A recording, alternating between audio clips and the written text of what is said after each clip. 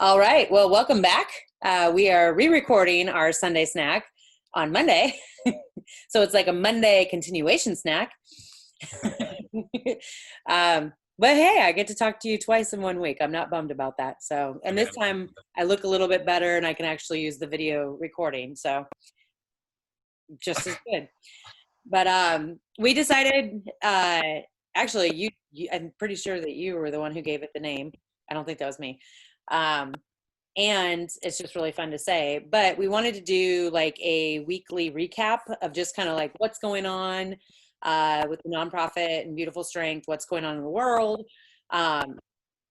Just shorter ones that aren't like 45 minutes to an hour, which is really hard because we'll get to like 30 minutes or 20 minutes and be like, oh, we talk yeah, so much. yeah. So, welcome to Sunday snacking. Yeah. Yeah. This is kind of nice. I was like, oh, pour myself a glass of wine, and I see you have a wine. I was actually worried because I had a beer and I just oh, was like, I don't know if I should have it with me, but cheers to Sunday. yeah, cheers. Look at, I Today. got a camera on here. I got this for a Christmas present. I love it. Cute. Okay, so I can't 100% remember everything that we talked about the other day. Well, I think we should start off with something. We should start off with like one of the really important things that I think you would really love to tell everyone. Something that recently I'm getting happened. married. No. That's totally fake. That's not true. Yes, actually. So I came up to Nashville from Georgia on Saturday, I think it was. And I had a really important piece of mail in my mailbox that I have been waiting for since October of last year. So I have always called this a nonprofit. I just feel like it just has the heart of a nonprofit. I always wanted it to be something that people didn't necessarily have to pay to participate in. That doesn't mean that we don't like donations, we don't like money. That is what keeps it going. But in general, it just had the heart of a nonprofit. So starting in October is when I sat down with a lawyer because it was overwhelming. Like starting a nonprofit is no joke. Like it's a lot of paperwork. It's a lot of terms that I am not familiar with. It's just a lot of stuff that I didn't know. So I received the 501c3. So the letter that says we are officially a nonprofit, which means that we can also get tax exemption, grants, all those things. So that was like a huge relief. Yes. And like now I got to get better at like all the paperwork and everything because shit's about to get real. So it has to be like specifically this money goes here and this money goes there and this person does this, and it has to be really well managed. So, but I'm totally up for the challenge. I'm pretty excited about it. Well, like I was telling you yesterday when we first recorded this, I think I said something about how we started this project, like, and I guess I just didn't realize the potential of it. I mean, I saw it, but like I guess I didn't know really like a timeline of like how things would unfold. And I'm like an easy, steady kind of like steady as you go kind of person. And to be quite honest, like when things like that like come through, like these big achievements, I get like this anxiety, like a little bit of anxiety, because it's a good anxiety, like it's really exciting, but I'm like, oh my gosh, like what's next? Like there's so many things that are happening right now, and I know that you've been working so hard on Atticus. That's just another huge part of the project that kind of like pushes us into a totally different level. Right. And that's the thing too, is like, excuse my language to anybody that doesn't, but I don't want to fuck it up. Like it is like, it has this momentum going. And like, even though a lot of like I haven't really been able to photograph people at all really this year. It started off like really well. There was a lot of momentum, photo shoots being lined up, working with breast cancer survivors and kids with cancer and a veterans thing. And then with quarantine and COVID, all those things just kind of like halted. And now it's like, is it safe to resume? Is it not safe to resume? I don't even know. So, I mean, like most of the stuff that I've done has just been kind of regurgitating what we did last year, which doesn't make anybody's story or photo. Like the cool thing about it is they're timeless. Like they can last forever. Um, but it's like I came up here and did some Black Lives Matter photos, and I was like, oh man, I'm ready to get back into it. And then I'm like, the bus needs to be finished. Like, so it's hard for me. Like, I'm the type of person, I like to check off a box. I don't like to have 50,000 unfinished projects going on at once. I like to be able to be like, okay, that's done. Next. That's done. Next.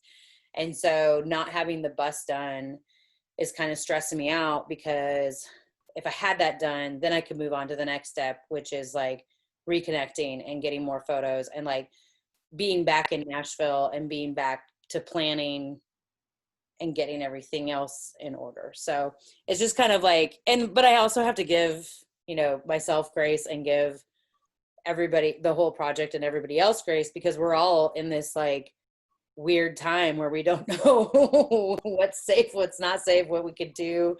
Like Totally.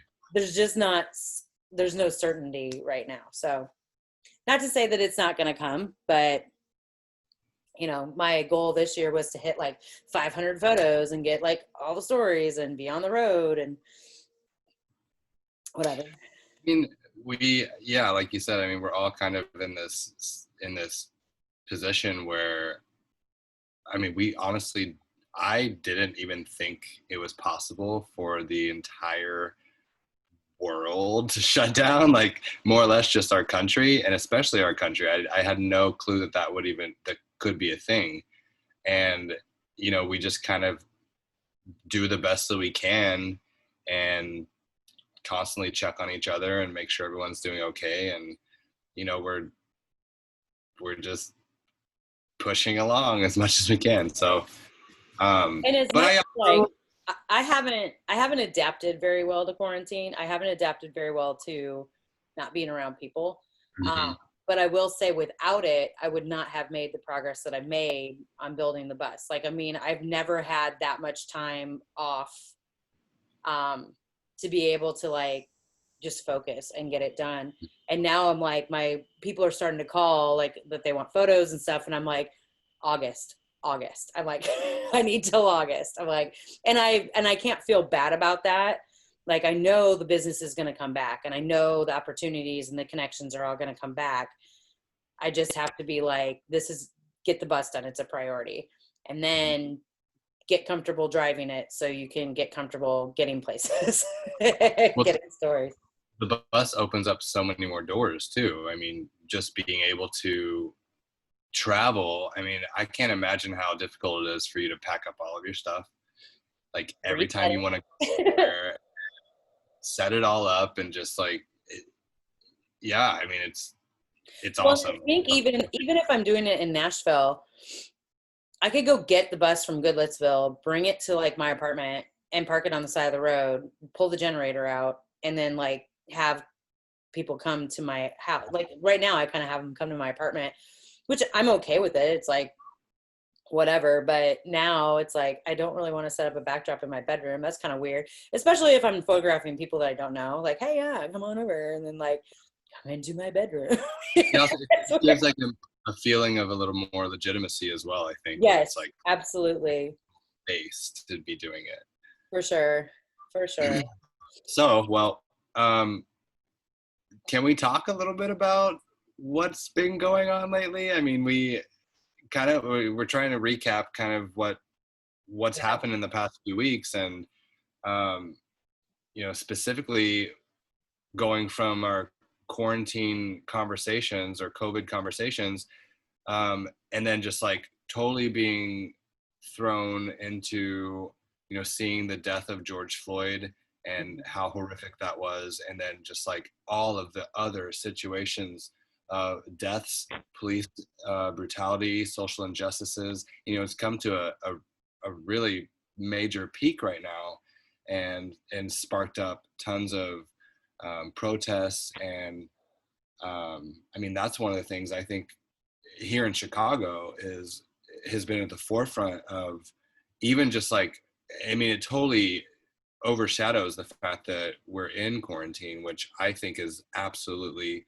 fantastic, Hmm. because it's way more important that people are living than me going to work or us doing, having this project. I think this is such a big issue. And I just, it breaks my heart. It's crazy. Right. I will Um, say, like, I mean, I don't want to say I've always, but like, I've always been aware of differences in people and like, not necessarily inequalities, but like that there was definitely differences. Um, and then the older I get, the more I'm like, oh, there's some really like jacked up stuff that goes on behind the scenes that really does affect people. But I've never been like, I've never been educated on political stuff, really. I mean, to be honest, I think I've voted once in my entire adult life, mainly because I don't like politics. I don't like. I just like honesty. I like honesty. I don't like money driven things. And I just want people. I assume that people are as humane as I am, and that's not necessarily true. But this, like, I know, like, I was in Georgia working on the bus, and I was just like, I felt so isolated away from people, and like watching Ahmaud Arbery and Breonna Taylor, and like I knew there was stories prior to that too, but they kind of like, and I think why these stuck too is like we were in quarantine, so they were focused on, it couldn't just be a headline and then it went away the next day. It like people stuck, and then people were talking about it and sharing about it. And like the more that I'm like, we're watching people die. Like we are watching, it's not a movie, it's not a video game. It's like literally people dying. And then just to hear and watch my Black friends, what they would say, and like that, like, I mean, I always knew that Black men, especially, were discriminated against or not given a fair opportunity. And I've heard it, but I haven't really like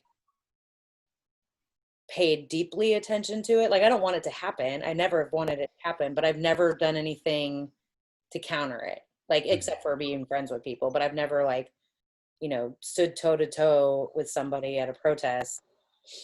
And I had to come back to Nashville and be a part of it. Like I had to be in the midst of it. Like I know I have family and stuff that it was like, oh my God, please don't go to that. And I'm like, I think I have to. Like the whole point, I'm like, I can't run a nonprofit that literally promotes diversity and acceptance and not be part of one of the biggest movements in the history of my lifetime. Like that's just totally hypocritical if I wasn't there. And then the fact that it happens during basically Pride Month too is like two things that I like want to be known. If I'm known that I advocate for those two things and that's it, by all means, that's fine. But it's been a very hard, and I hate to say that. Like I hate to say I'm exhausted and I'm tired and I'm like sick of arguing with people online. And it's not even arguing, it's just posting what I feel like is basic humanity, and then people argue with it and I'm like, what the hell is wrong with you? But I I I keep thinking, I'm like, they're like, my tiredness of 1 month can't be anywhere compared to the tiredness that people deal with this from birth to, death, basically. So, yeah. How are you handling all of it? um, And you're well, close. I mean, you're literally dating a Black man, and right. like, Yeah, I'm like I'm in an interracial relationship, and what you were saying, like, you know, well, you didn't say this, but one of the things I think is so eye-opening, I guess, is when, whenever I talked to Chris about George Floyd, it's the saddest part is when a Black person responds with less, I don't want to say less emotion, but more of a like, yeah, like that's just the way it is. That's how it's been. We as white people are getting so upset and so angry about it, but when it's just like everyday life for somebody else, like that is not okay. Right. Um, how am I handling it? Well, one of the greatest things about being part of this project, I'm sorry, about part of this nonprofit, Yeah, right, right, right. is like I said to you yesterday, I understand that it takes uncomfortable and difficult conversations with people that you may never have talked to before, because maybe you're held back mostly because it's uncomfortable. But until we have these uncomfortable conversations, we can never have a comfortable situation. Like we can't be comfortable. Right. So um doing my first podcast Yay. interview, Yeah, right. Congratulations to that too. uh, I interviewed one of my really good friends, Lance, and his boyfriend, um, who are both Black and gay. Um, just kind of hearing from them how they have experienced being made to feel inferior since the day they were born, like you said. Hmm. Um, and then not even just for being Black and existing, but being gay and Black, and how the families may interact with you, or other people interact with you, or being just gay and Black, and in, I mean, I'm gonna say it, in the predominantly white Boys Town, Chicago, which you'll have to listen to the podcast to hear a little bit more about I'm really that. excited to hear it because I It's haven't really heard it's you. really good. And just to hear, like, I mean, we covered everything. We covered everything from coming out, how, like, their experiences coming out, their experiences in college, their experiences moving to Chicago, and then we talked about being in quarantine together, and we talked about how they felt about Boys Town, which is kind of, it's eye opening. I guess I never realized that it was predominantly white. I just noticed when I went there, I was like, well, it was the Man in Leather, um, Man in I Leather, am yeah, IML. thing, and I'm just like, oh my God, all these men with like hot ass bodies wearing leather straps that none of them want me. That's all I Well, noticed. I didn't notice what color they were, but well, as someone who, before I even moved to Chicago, people, which I'm in no way saying that Boys Town hasn't been really amazing. It has been for me for the most part, but also I really think if you're going to go to Boys Town, you're going to move to Chicago and find yourself spending most of your time in Boys Town, pay attention, because things are changing in Boys Town, and they're changing in a really great way. And we're going to hold them accountable, and we're going to make sure that it is a place of diversity and inclusion and a safe space for all people. Um, but on the outside, when you don't live here, like before I moved to Chicago, I would visit Chicago and I would go to Boys Town. It was like I felt really good being around other people that are like me or like-minded. Um, but it's different when you live here. It's a little different. yeah. Um, so it was a really amazing. Oh my gosh, I can't even tell you. I was so nervous, and I think I was more You're gonna nervous do than more. they Are were. you gonna do more? Are you gonna do more I interviews? mean, I actually, so yeah, I bought, I don't have to be the only one. I got two like little lapel mics today. Great, now you're gonna And blow up me. no, And no, you have I a just, boyfriend who's a recording whatever audio he, engineer now. he was showing me how to like edit, and like, he's like, you can add like intro music, or you can add like this and that. You can I like when you well, I have an intro and an outro, but it probably needs to be re-recorded because you do.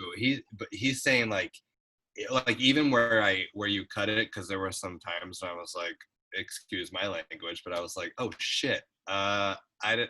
I think it's What's so that? funny. Like we should just really set the standard with this nonprofit that we swear. Like We I know do swear. every time I swear, I feel like my mom's going, Annette, don't do that. And I'm like, Mom, we just have to accept the fact that I say shit and fuck. I say My mom I say probably those thinks I don't swear enough. I mean, we have totally different backgrounds. But things. my mom Yeah. says some things sometimes. I'm like, my face turns red, and I'm like, oh my Yeah. My mom will be like, he's just an asshole. And then she'll be like, sorry to say. If you say the F bomb around my mother, she does not like it very much. But I've heard her god. say it like Well, maybe once. my mom cusses like a sailor, but there are times when if I say something, she'll be like, excuse me. Yeah. So it's like, she can do it, The but best was when, nah. oh yeah. The best was when my mom rented Pulp Fiction for us to watch as kids. Oh Like my not god. knowing it was like, oh, John Travolta, that guy from Grease. And not my mom's not completely naive, but she did not know. And then like 5 minutes into Pulp Fiction, she's like, no, you're not Yeah. watching this movie. No, it's a fantastic movie. That is not a movie for children. Parents. Oh, Just so it's so great. Or with my mom. um, Like that's just funny. so well, yeah, I mean, we're opening up. The United States is opening up, We good just or bad. mandated masks starting yesterday. Nashville is on mandated masks, so I'm not sure how long we'll be open. Hey, We don't close Chicago down again. Chicago has been mandated to have masks in businesses since forever now, it seems like, and it works. I'm I'm telling you, it works. And yeah, our numbers are still pretty low, Do you have to but wear we are masks opening all up. day at work? I do, and I've been working. So my hours are changed. So I'm like 4 days per week, but I'm working around 10 hours per day. So I'm wearing a mask for 10 hours. Well, and you're And a hairstylist, so you're like right next to people. right, and it's scary if you really think about it. The people that are working in restaurants and the people that they don't have a choice Mhm. of being that close to people. It's almost like it's a waiting game. If Yeah. we're going to be the first ones to get it, but at the same time, we've worked really hard at the salon to make sure that everything is completely sanitized. We check temperatures when you walk in the door. You're signing waivers saying that you understand the risk, and then everything. I mean, between each client, everything is like totally sanitized. I've got my alcohol spray bottles for the things I can't scrub, and I've got like barbicide like crazy and Lysol wipes, and like it's pretty good. I have I'm to say, I interested. feel pretty safe there. I'm interested to see if, like, in a month or two or a year, something like that, if we all develop some weird tail or something from all the sanitizer we are consuming. Like, I'm pretty sure my blood has Lysol in it now, and it's I mean, not from being injected. maybe we'll live longer if Right? we're Like, why are these people making it to like 112? That's weird. Oh, because they consume gallons of of life. Lysol in 2020. Don't do that. Don't do that. Don't do that. Not, or I'm sorry, not consumed, absorbed it. Absorb. Yes, absorbed it. I'm Um. saying So myself wrong. so we've talked about the bus. Did we talk about the bus? Did Mm, you want to give us any updates about well, the I can give bus? you an update on it. So I'm at the part. So for those who don't know, I'm building a 40-foot. Keeps getting bigger. I think the bus itself is 40 feet. I think I'm working in 35 feet because I'm not doing where the driver's side is. But I'm building a studio. So in the back will be a studio, in the front will be a living space. I still have a major goal of going around the United States and getting everybody's story. I really want to live in it for a year or however long it takes me. Or if it's even like 3 months and I'm like, screw this, I don't like it. I at least want to attempt an on-road experience. But last week, so I just went to Missouri. A friend of mine died. So I was up there for a few days. So I took like 3 days off. but I am at the point where I am building the walls. So like we took this school bus, we gutted it, took all the completely gutted it, roof, everything, not roof, but the walls. Uh, and now I'm at the point where it's starting to look like a bus conversion. Like it's starting to look like a tiny home. And I just had a guy come and measure cabinets because I just kind of got to the point where I'm like, I'm not going to be able to finish all this. And luckily, uh, I don't want to be, I'm not proud that I'm on unemployment, but it was necessary. It was totally necessary when my entire calendar like went away. And so that has kind of like allowed me to continue. Like if that hadn't gone through, I would have had to stop. I would have had to have said, okay, until my schedule starts booking up again, I have to stop this project. And since that's gone through, I've been able to do like some small side things, but I've been basically living in Georgia fixing up this bus. So I go back down tomorrow. And then I'll have the walls installed, and then the cabinet guy is building out the kitchen for me. And then hopefully I really wanted to be done by July 1st. That's not going to happen. Now my goal is like, I have to be done by July 24th. Like at the latest, that is the last day I can do it because I have a shoot, or sorry, July 22nd, because I have a shoot in Nashville on the 23rd, 24th, and 25th. And then I go to Ohio and shoot a wedding August 1st. And then I like my schedule starts picking back up and I have to be like back here for it. So got 1 month to finish it. I won't have a bathroom when I'm finished, but it'll be 90% done. Well, we talked about that also, about how, Be on the side of the road. My mom used to tell us when we would go mushroom hunting, by the way, this is how you know I'm not from Chicago. We would go hunting for morel mushrooms. First of all, she would tell us to be quiet because we would scare them away. But yeah. So, I can all imagine the mushrooms like running away. I think it's because she was taking us, and we may have been walking, hunting on places we shouldn't have been hunting. But if we ever had to go to the bathroom, number 2, she would have us wipe our butts with mayapple leaves, which if you know, you know what a mayapple is. But yeah, so no stranger to like. Was it like you can only use 2 leaves? Like parents who were like, stop using so much toilet paper. You can only have 4 squares or whatever. I'm like, that better be allowed 2 leaves, 4-leaf mayapple. Share with your brother. Share with your brother. Oh my God, that's funny. Oh, I could just see that. Well, I have gone to the bathroom on many side roads. I mean, I grew up in Iowa. We gravel jammed. Legally. Gravel jammed. Is that what you call it? What'd you call it? Road tripping? Gravel jamming? Off-roading? Gravel roading, back roading. Gravel roading, those things. So I am well accustomed to not using a toilet. But, I mean, civilized me would like to have a restroom. So. Sure. And legal me, like I really don't want to be that like, oh, you know the founder of Beautiful Strength? She's now like a sex offender because she peed on the side of the road and like exposed herself. A paparazzi out on the side of the road taking pictures with your giant board on the side of your bus. Yeah. Who's this person? If I ever get a picture of my like ass on like the news, TMZ or something. You know what? Let it go. All press is good press, right? Claim it. Yeah, right. So I think in closing, we should, well, not that we should, but is there anyone that you would like to give a shout out to? I love that you did that because I think we should do that in every podcast. Anybody, like for one, we should end on a good note because a lot of stuff is very heavy and it's very, most people we interview are super resilient humans that are just amazing.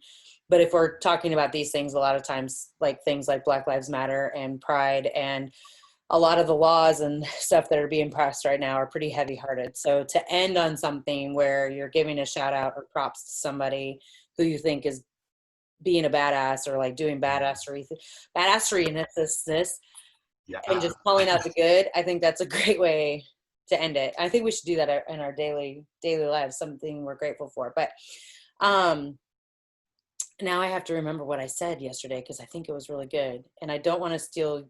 I'm not going to steal yours. Ours were You remember similar what to yours mine. is? Mine was about the country. It was about the country. Small towns.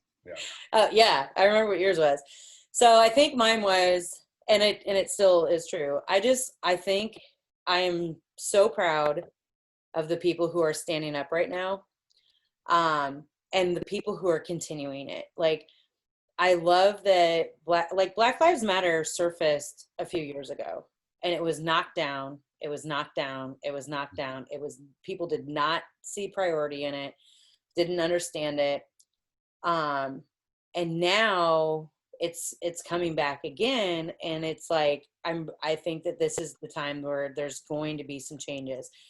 And I know like a lot of people are saying like, oh yay, thanks for like we asked for laws and we asked for justices, and we're changing names of streets and we're changing names of stuff, but like there's significant movement behind this now, and it's not just a 1 week hashtag. It's now becoming like an actual movement where people are getting behind it in masses.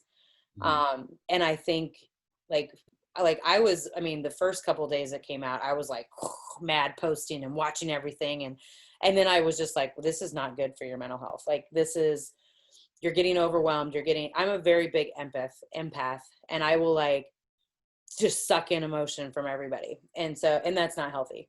Um, but it is like, it's amazing to me to see, and it's all my friends. It's not just Black friends. It's not just white friends, but it is people who are constantly posting stuff and like reiterating and educating and offering assistance. And like, I just think I love that people are standing up to things and being brave enough to be like, we are not letting this end. It's not just political because it's a voting.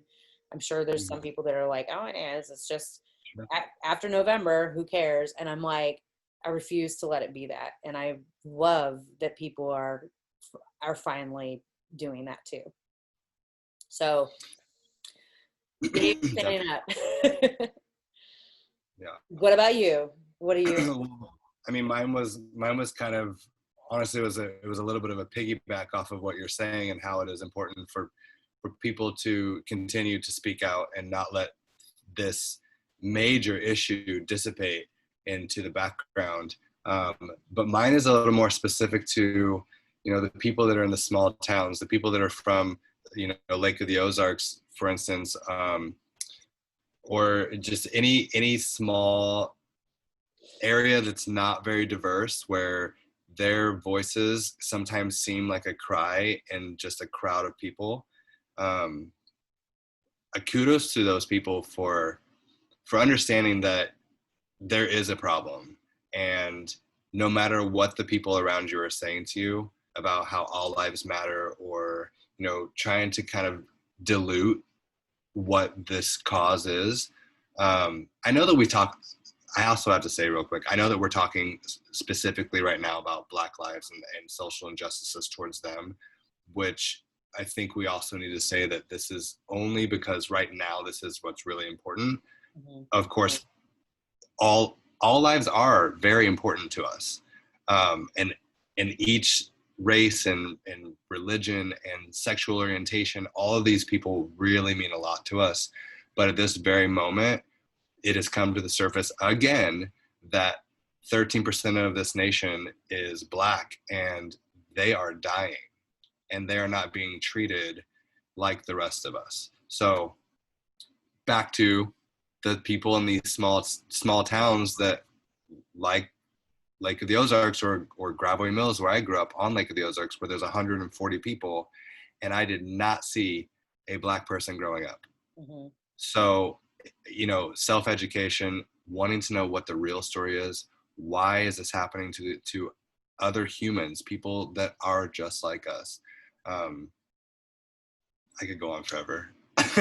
I know that you know how it is to get so emotional about situations like this. So, but yeah, that's my shout out.